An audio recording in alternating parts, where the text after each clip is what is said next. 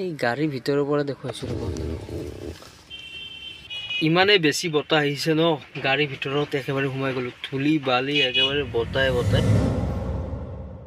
মানে মই আছোঁ আমাৰ নলবাৰী বেলশৰত আছোঁ বৰ্তমান। আৰু ইয়াত মানে হঠাৎ এনেকুৱা এচাত বতাহ মাৰিছে ন গাইজ, এনেকুৱা বতাহ আহিছে মানে বতাহৰ একদম তাণ্ডৱ বুলি কৈছোঁ গাইজ। একদম বালি ধূলি উৰাই দিছে। মই গাড়ীৰ ভিতৰত পৰা দেখাইছোঁ, আপোনালোকক চাই লওক। মই আহিছিলোঁ বিশেষ কামত আৰু গাড়ীৰ ভিতৰত আছোঁ বৰ্তমান। মানুহবোৰ যাবলৈ ধৰিছে, গ্লাছ কঁপিছে গাড়ীৰ অলপ চাওকচোন গাইজ, মন কৰক।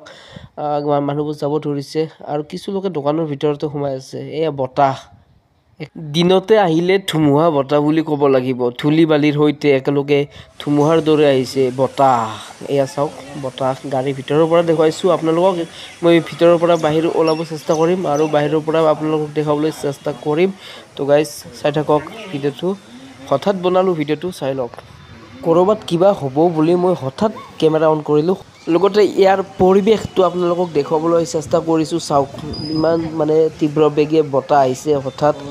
আৰু এতিয়া মই আছোঁ বেলশৰৰ মানে চকৰ ওচৰতে। বৰ্তমান বেলশৰৰ গোটেই চক এৰিয়াটোত মানে ধূলি বালিৰ বৰষুণ আহিছে বতাহত। আৰু চাওকচোন কেনেকৈ আটা পাৰি আছে ছাগলীটোৱে এনেকৈ আটা পাৰি আছে, ক'ৰ পৰা আহিছে। মানুহৰ দীঘল খোজ, কেতিয়া গৈ পাম ঘৰ।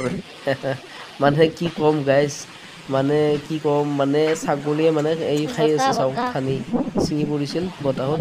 আৰু এনেকৈ মানে বৰ্তমান বেলশৰত বতাহৰ তাণ্ডৱ চলিছে দিনতে।